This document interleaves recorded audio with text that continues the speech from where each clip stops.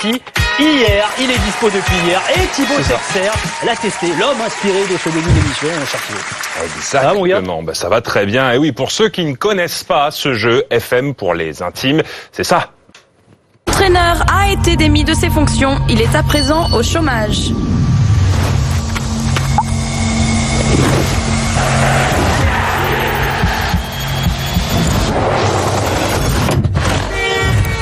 Les supporters sont extrêmement impatients de voir ce jeune buteur.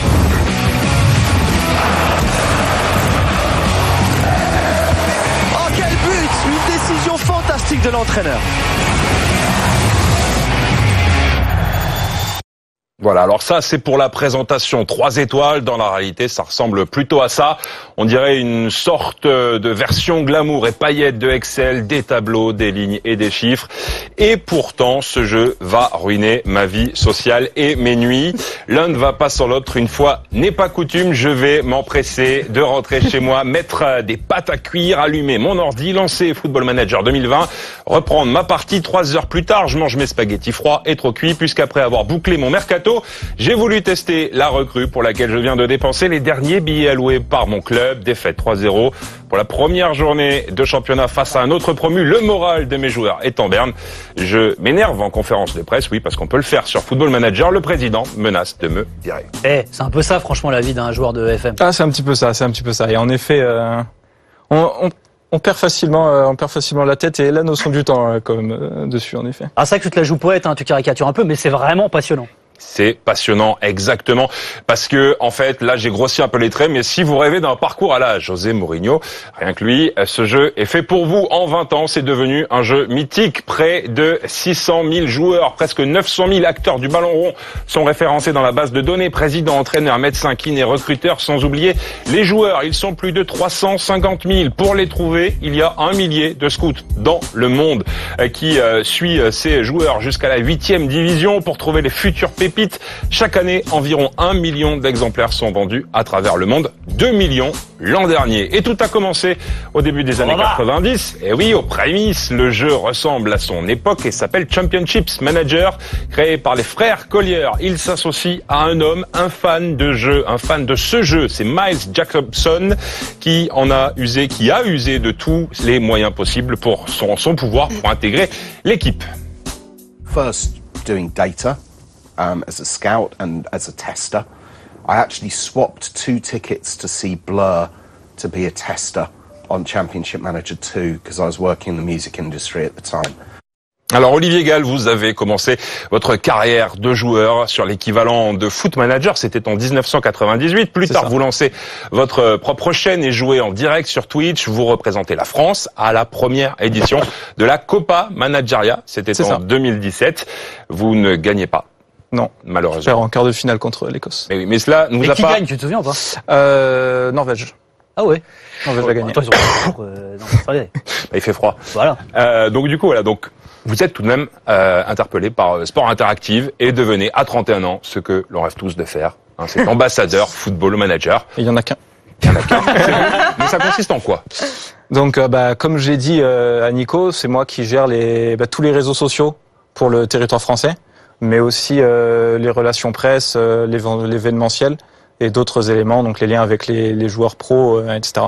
Mais tu faisais quoi comme taf avant Avant, je faisais des petits boulots pour payer le loyer, en même temps que je faisais du streaming de Football Manager sur ma chaîne Twitch. Ça paye bien, ambassadeur FM ou pas? Ça va. Je paye le loyer. Tu me diras où est-ce qu'on envoie les séries. Mais vous êtes aussi en contact avec les scouts? Oui. Les scouts, c'est quoi? En fait, c'est les chercheurs. Donc, c'est des bénévoles qui suivent... donc, chaque chercheur suit un club. Donc, de préférence, c'est des fans avant tout. Donc, ils suivent leur club de cœur. Et c'est eux qui, tout au fil de l'année, vont récupérer les données sur chaque joueur pour pouvoir mettre à jour les effectifs, mettre à jour les attributs de chaque joueur, le staff, etc. Il y a 2 clans sur Football Manager. Alors, il y a ceux qui jouent à la version 3D, puis il y a les Nicolas Villas qui jouent à la version 2D. Vous préférez laquelle? Alors, moi, je fais partie de la version 3D. Je m'y suis mis dès que ça a commencé. Et d'ailleurs, il y a une stat marrante qui est sortie il y a quelques jours qui est qu'il y a seuls 10% des joueurs qui jouent encore sur la 2D. Ah ouais, c'est des boutons, qu'est-ce que je te dise, moi.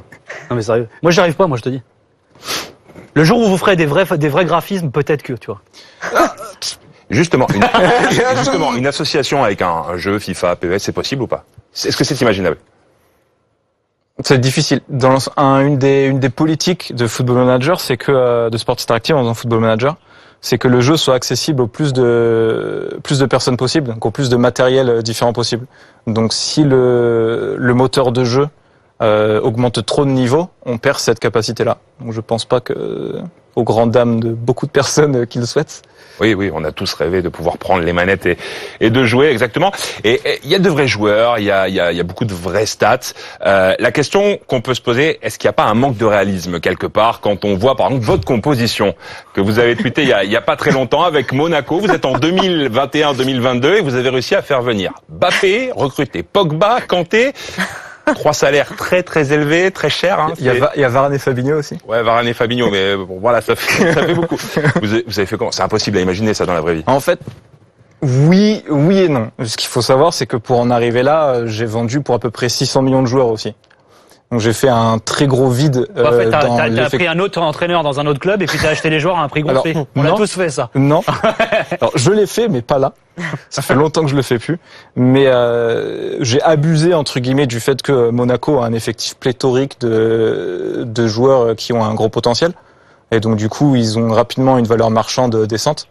Donc ils ont été écoulés, ce qui m'a permis de libérer à la fois une bonne masse salariale, parce que je passe de à peu près 95 joueurs à une quarantaine, même pas, et à la fois augmenter tranquillement le budget des transferts.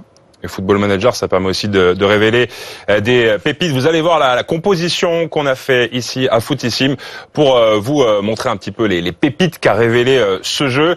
Vous allez le voir dans quelques instants, les talents révélés par Football Manager. Regardez cette formidable équipe qui est dans les cages. Il y a beaucoup de monde, une petite réaction. Falcao notamment, qui à l'époque avait 14 ans. Hein. Il était déjà très très bien recensé. Beaucoup de joueurs. Quelle réaction à cette composition, Olivier? Que des cracks. Que des cracks. Même encore aujourd'hui, elle serait pas mal, l'équipe, quand même. Elle a de la gueule, celle-là, oui. Ah ouais. Ah ouais, c'est vrai. Et il n'y a pas Mbappé, par contre. Comment ça se fait? Après, Mbappé, ce qui s'est passé, c'est que il s'est révélé quasiment immédiatement.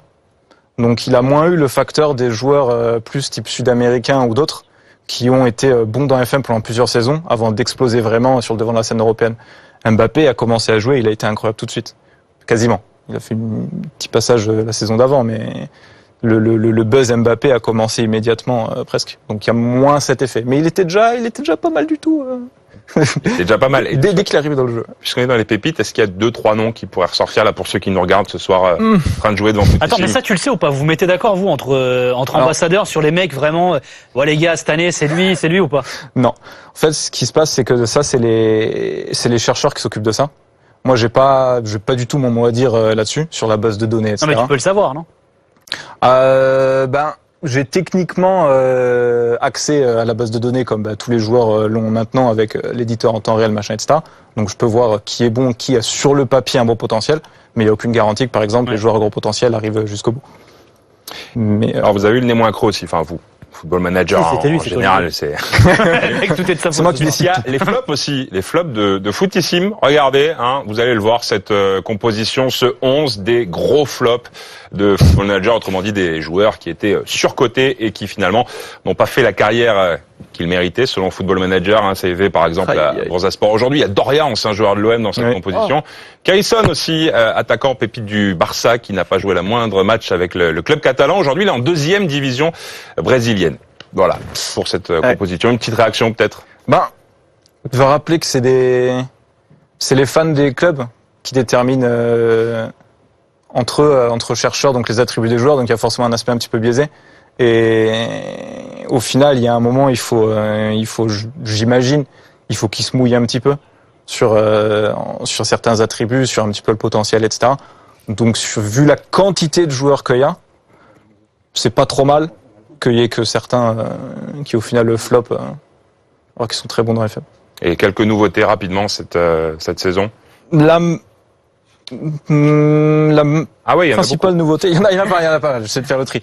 Non, la principale nouveauté, je dirais, c'est la vision des dirigeants. Donc en fait, c'est un nouveau module où maintenant les dirigeants, il y a une culture du club propre. Donc à chaque club, par exemple, un club peut vous demander de jouer plutôt offensif, jouer plutôt défensif. C'est ça.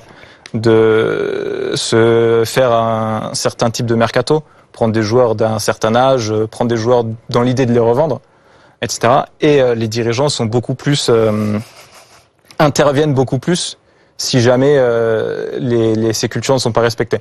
Par exemple, il y a beaucoup de personnes sur Twitter qui râlaient de ça.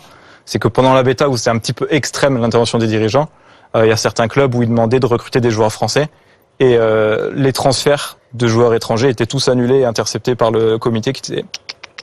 Et du coup, Sonia est très émue. Ce que tu racontes, donc ça l'a fait saigner du nez ce que tu dis. Elle s'attend au pire pour le dire. Toi, t'avais un petit vrai faux, je crois, pour Ouais, exactement, parce qu'il y a beaucoup de légendes autour de Football Manager. Alors le vrai faux, vous allez me dire si c'est vrai ou si c'est faux. Est-ce qu'il y a une équipe dans Football Manager cette année qui s'appelle les Zèbres? Le Zèbre FC, oui. Ouais. Et c'est qui? C'est la Juve. C'est Konami qui a récupéré la licence exclusive. C'est-à-dire qu'aucun autre jeu ne peut récupérer c'est ça. Le blaze de Juventus. Exactement. C'est le Piemonte Calcio, je crois, chez eSport, et le Zèbre FC chez nous. Je sais pas, moi je connais que le Zèbre FC. C'est Football Manager. Un joueur, vrai ou faux, un joueur a fait plus de 10 000 km pour encourager l'équipe de 2e division finlandaise qu'il entraîne sur FM. Ça ne m'étonnerait pas. Il y en a qui ont fait de sacrées dingueries quand même. Non, c'est faux. Mais un Italien est allé effectivement encourager un club de première division irlandaise pour avoir l'autographe de son attaquant favori. Ouais, c'est vrai. Exactement. Est-ce que c'est vrai qu'un Allemand a joué plus de 15 000 matchs sur Foot Manager? Oui, c'est le recordman qui a fait ses 300 saisons et quelques. C'est le record. Il a joué 333 saisons, gagné 258 championnats, 729 coupes. Cela correspond à 3 mois de jeu H24. C'est énorme. Bon, le mec a joué ça pendant 3 ans. Bon, ça va. Est-ce que c'est vrai qu'un ancien joueur de Foot Manager est réellement devenu directeur sportif? Je sais qu'il y en a plusieurs qui sont rentrés dans des staffs. Mais directeur sportif, je sais pas. Villas-Boas, c'est un grand fan de Football Manager. Mais... mais est-ce que ça lui a permis? Il s'est un peu aguerri là-dessus, mais bon, c'est pas. Je te dis pas que c'est grâce à ça, mais. Il y en a pas mal. Je crois que c'est vrai aussi qui joue pas mal à FM. Mais il y en a un qui est devenu directeur sportif du FC Bakou. Exactement. On va continuer le vrai faux avec cette autre question. Kostas Mitroglou a-t-il été repéré par le Benfica sur Football Manager? Mitroglou, je pense pas. Il y a des rumeurs qui disent que... Oui, c'est faux. Il faut bien des faux. Je vais pas donner que des vrais. Il y a des anecdotes qui laissent sous-entendre que Firmino a été recruté via FM.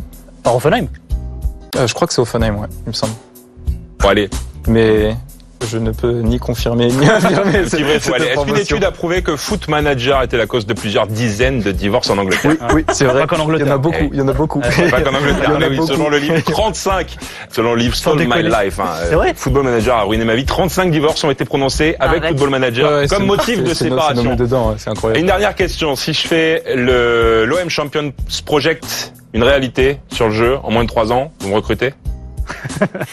Je sais pas. C'est pas moi qui fais envoyer le CV. Merci beaucoup Thibaut, merci beaucoup Olivier. Alors tiens, parce qu'Olivier n'est pas venu les moins vite, déjà il nous a ramené un beau t-shirt, regardez pas vous, regarde. FM, je vais me faire engueuler parce que je fais de la pub, mais on fait gagner ça se passera sur les réseaux sociaux, tu suivras tout ça, #Footissime, voilà, et puis pour une fois on recevra pas que des insultes, et puis du coup il y aura tout ce qu'il faut. Merci mon Thibaut. Merci à vous. Voilà. Non mais reste assis, attends, parce que c'est pas signé encore. Bon, vous avez hâte de découvrir Football Manager, on a aussi hâte quand même de revoir la Champions League sur RMC Sport, et c'est dans une